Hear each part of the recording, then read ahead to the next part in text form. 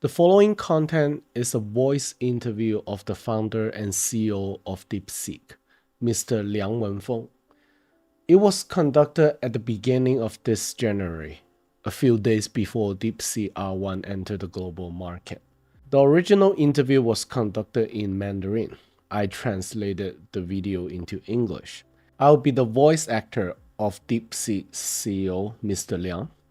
As for the female interviewer, Lady An, I'll be using an AI voice changer of me. Unlike many of my previous videos, I will not make any comments, so this will be an uninterrupted version of the interview. If you enjoyed this interview, don't forget to press the like button and share it with your friends. The interview starts now. The release of DeepSeek V2 quickly triggered a vicious global AI large market price war. Many people say that you guys are the game changer, market disruptor. Do you agree?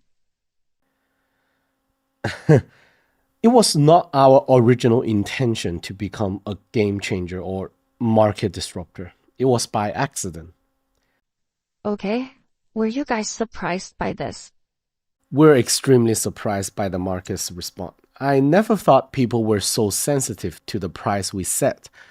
We're just following our own pace. We calculate our own cost overheads and set the price. You see, our principle is not to lose money, but also avoid overcharging our customers. The price we set is slightly above our cost, and we're satisfied with our margin. Other companies think you guys are trying to steal their customers by offering such a low price. What do you guys say to that? Grabbing customers are not our priority. We lower our price because through our research, we are able to find ways to lower our costs.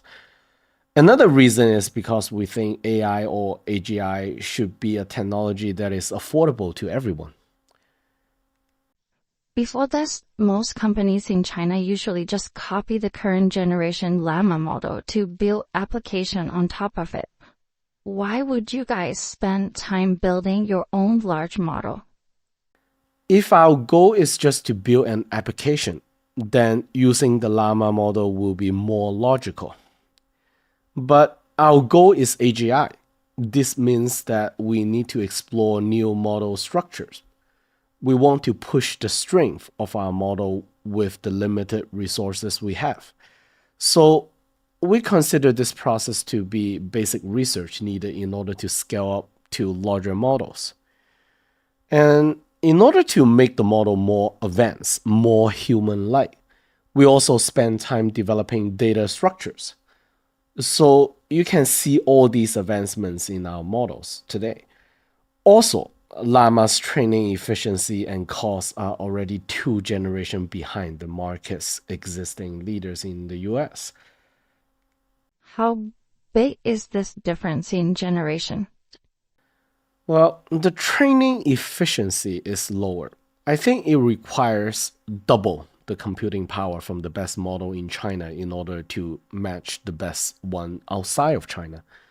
And data efficiency is also only half. So I would say probably it requires 4 times the resources in China to match the best one in the world right now, which is in US. Our goal is to keep narrowing that gap. Most Chinese companies building models also go for applications. Why do you guys only explore models? I think the most important thing for us is to innovate. For many years, Chinese companies just borrow ideas from others and aim for a quick market entry. This is not sustainable. Our goal was never to make some quick bucks. We want to be the market leader in technology to help drive the entire ecosystem forward. People usually think that the Americans are better at technology innovations. Chinese are good at building apps. What's your take? I think we are at a point that we should also contribute to global innovation, not just be a free rider all the time. In the last 30 years of IT development worldwide, China basically didn't participate in any real technological innovations. We're just too used to wait for someone else to come out with better hardware, better software. Same goes with AI scaling law. We expect these new innovations to be like magic falling from the sky, coming out of nowhere. In reality, these are the result of research and development by technological innovators, currently dominated by Western countries. A relentless efforts in pushing the boundary of what is possible. We never participated in this kind of innovation, so people are not familiar with the process. I will say China is not 1 or 2 years behind. It's the difference between original innovation versus imitated innovations. Why do you think DeepSeek V2 shocked so many people in Silicon Valley? I think this is an ordinary innovation among the many innovations that occur in the United States every day. I think they are surprised because it is a Chinese company making the contribution this time. Like I said, Chinese companies are known to be followers, not innovating leaders in this sector. Still, large language models are an expensive investment, a luxury most companies cannot afford. The price of innovation here is very high. From my understanding, most companies prefer faster market entry. What do you say to that? Definitely, the cost of innovation is higher, and this tendency to just follow has become somewhat of a specialty here in China. But look at it this way, look at the size of the Chinese economy today. Also, the profit from these giant tech companies like BigDance or Tencent, what they generate annually is substantial even by global standard. So what we are lagging is certainly not funding. It's the lack of self-confidence and the lack of experience in putting together talents to achieve these innovations. Why do you think Chinese companies, including those large companies with substantial funding, why won't they prioritize in innovation? Well, in the last 3 decades, we Chinese prioritize in getting wealthy quick. We ignore real innovation. Innovation is not purely market driven. It also requires curiosity and I would say a creative driven attitude. I think Chinese people are just too used to be followed. It subconsciously limit our imagination. But I think it's only temporary. It's due to change. After all, you guys are a for-profit enterprise, not non-profit research institute. You guys decide to go down the path of innovation, then decide to share this new product through open source.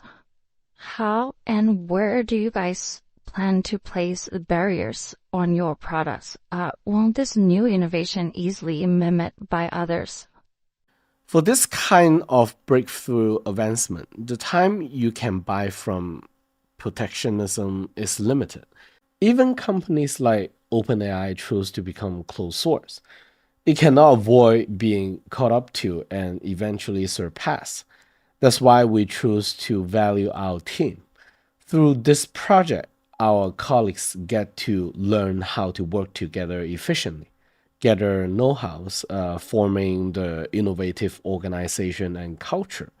These will eventually become our advantage, our barriers, let's say. I don't think we lose much by adapting open source, writing research papers for our engineers, being followed by others is actually a great achievement on its own. Being open source is a display of attitude. It's not profit driven. No. We wear this achievement as a badge of honor. We believe this will attract more talents. Well, Being the sector leader in large language model is hardly an absolute advantage. Are you guys gambling for something bigger? What we see is that China cannot be a follower in the AI sector forever. The common knowledge is that China's AI sector is 1 to 2 years behind that of the United States. But from my perspective, the real difference is original innovation versus, let's say, reverse engineering. If we cannot change this mentality as a follower, we will always be the one who's playing catch up. So we can't really avoid exploring our path forward, our own path forward, that is. NVIDIA's market leading position is not only the result of NVIDIA itself, but the result of combined strength of the entire Western R&D community. They can see where the future lies, where the industry is heading. China's AI sector also need this kind of ecosystem. Many Chinese chip companies are falling behind and not taking off because of the lack of technological community support. This kind of innovation ecosystem that we do not have. What we receive are always second-hand information. That's why China really need people like us to position at the frontier of technology. This is not simply more investment, but how companies position itself in the market. You guys carry this kind of idealistic attitude, just like OpenAI did in its early days. Will you choose to become closed source like them as well in the future? I know that both OpenAI and Mistral were open source in their early phase. Now they're both closed. No, we will not. We believe the most important thing is to build a strong technological ecosystem. So we will not become closed source. No. Are you guys seeking more rounds of investment? There are news floating out there that your investors might have planned to take DeepSeek public. Most neo-tech companies in Silicon Valley also cannot avoid joining with the tech giants. In the short term, we are not looking for new investors. The problem we face were never funding, but the high-end AI chips that is not available to us due to sanctions. Many argue that AGI development requires visibility and many partners. Unlike some of the other projects where you can just do it by yourself, this will drive up costs quickly. What's your plan to handle those extra costs?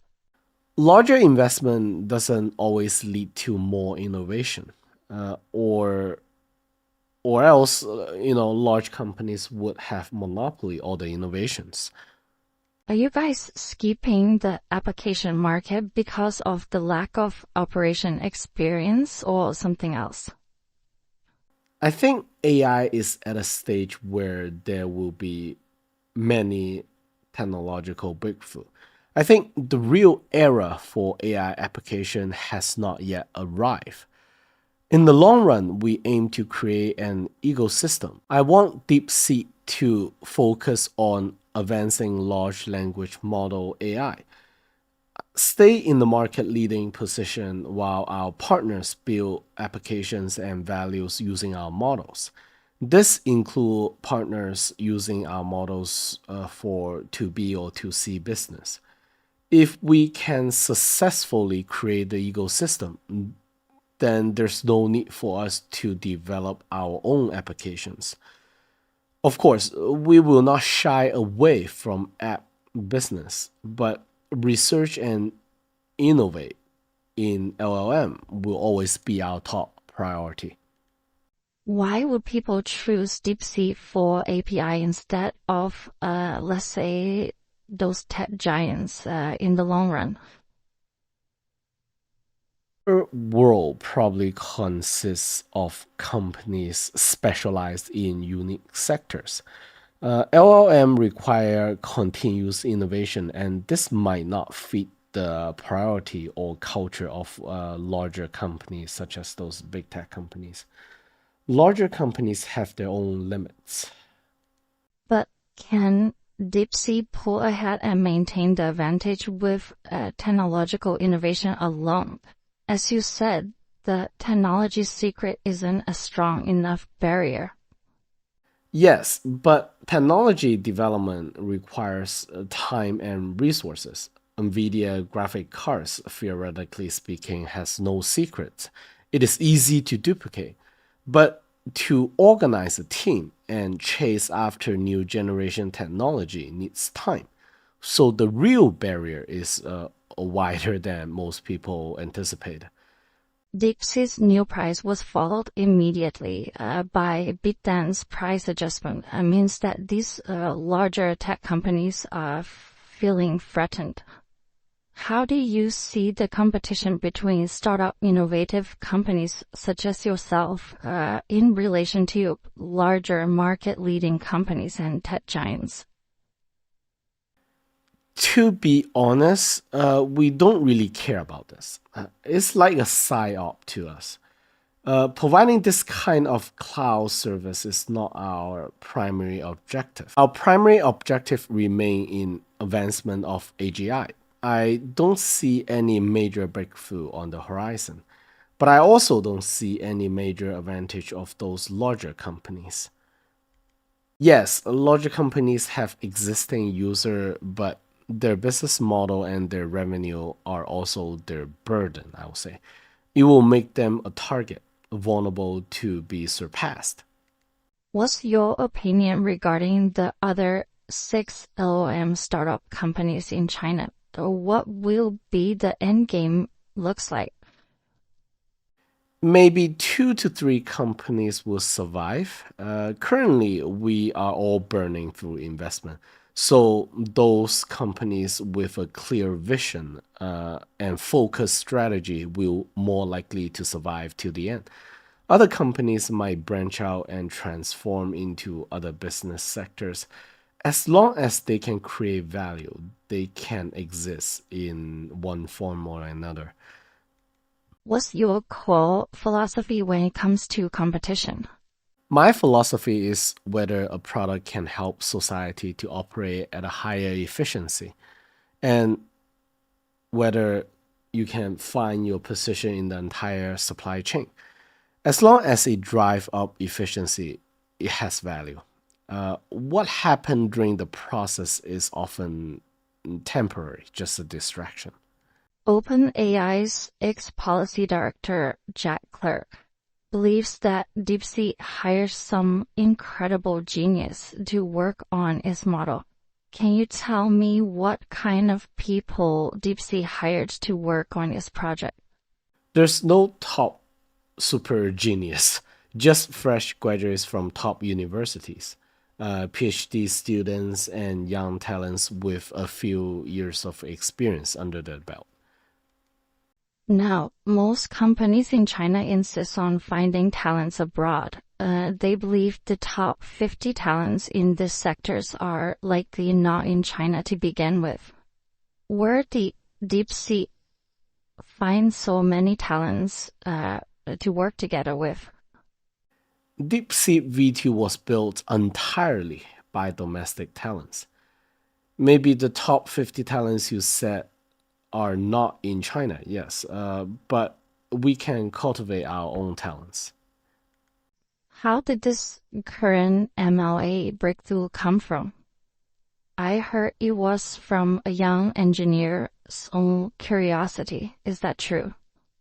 After studying the patterns of mainstream tension architecture development and breakthroughs, this young engineer had a sudden inspiration to design an alternative architecture. However, turning this idea into a functional, program took us a while. We formed a separate team to do this project. Took us a few months to make the breakthrough. Transformer was born in Google's AI lab, and ChatGPT was born in OpenAI. Do you think there's a difference between innovation that's from big tech giants compared to, let's say, smaller startup companies? I think whether it is Google AI Lab or OpenAI or AI Labs here in US, they are all valuable. I think breakthrough from OpenAI is partly due to chance. So innovation is chance-based then. There was this retractable door between your meeting rooms. Your colleagues told me that these doors keep opportunities and chance possible. I think to innovate is to believe. I think innovation in Silicon Valley is driven by a lot of courage. When ChatGPT came out, Chinese innovators were depressed. Whether it is investor or tech giants, all think that the gap is just too big to catch up to. That the best strategy is just committed in making applications. Innovations require self confidence, self belief. Usually, these characteristics are more pronounced in younger people. You guys are not active in seeking new investment, rarely promote your company, so there's a lack of visibility. How would talents find you guys? How do you convince them that DeepSeek is the top choice for AI structure engineers? Well, because we're doing the most difficult task, that's why. The brightest talent are often attracted to the most difficult tasks, to solve the most difficult questions in the world. I think in China, the brightest talents are often undervalued. This is because there's a general lack of core innovation in China, and it's difficult for these brightest individuals to reveal themselves. We're working on the most difficult projects. They will automatically attract all those best talents to us. OpenAI's recent release didn't announce ChatGPT 5. Many believe this is a sign that the development curve is slowing down, doubting, the scaling law. What do you think about it? I'm actually quite positive. The entire industry is within our expectation. OpenAI is not God. It's unrealistic for them to be always leading the charge. How long do you think it will take to achieve true AGI? What kind of roadmap do you guys have? Maybe 2 years, 5 years, 10 years. It should be within our lifetime. Regarding roadmap, there's really no clear agreement even within our own company. We're focusing on three directions right now: mathematic and coding. The second one is multi models, and also the third one is natural language. Math and coding serve as a natural testing bed for AGI. It's like chess game. It's unclosed and we can always verify it. Maybe this kind of self-learning can achieve high degree of artificial intelligence. The second direction is this kind of multimodal, is to engage AI in real-world learning. I think this is vital for AGI as well. We are open to all possibilities anyway. What's your primary focus at this moment? My main focus is on the development of the next generation AI model. Okay, last few question. The global economy is heading for a downturn. Capital investments are slowing down. Will that impact innovative projects, this kind of original core innovation that you refer to? Not exactly. The Chinese economy is undergoing a structural transformation. Future growth will rely more on core innovation. When Chinese people realize that the era of market quick money grabbing is over, they will be more willing to participate in true innovation. So you're quite positive then. I was born in the 1980s and grew up in a tier 5 city in Guangdong province. My father was an elementary school teacher. Back in the days, there's many opportunity in making good money here. Parents back in the days come to our home and tell us that it is useless to go to school. Now, however, their perspective has changed because it is no longer too easy to generate wealth. The taxi drivers are about to lose their jobs to AI. In just one generation, the world has changed a lot. Core innovation in the future will become mainstream. Maybe today, this concept is still not well understood because the society need to undergo transformation, some kind of re-education to adapt to the new reality. When people start to see more innovators become successful and generate wealth through it, their mentality will change. And we just need more successful cases to prove to the Chinese people that this is the right path forward. Okay, that's the entire interview. I did remove maybe 10% of the content because they were talking about Chinese individuals in the tech sector that my foreign audience probably cannot relate to. Thanks for watching, and please tune in regularly for more content. A friendly reminder that this is a geopolitical channel where I present a Chinese perspective to events occur around the world and also give you guys my own analysis. I just turned 40 last weekend, and according to my YouTube statistic, I have a very mature audience base. 75% of you guys are older than me. I read all the comments you guys leave, and I try my best to answer all the questions. Thanks again, and have a wonderful day.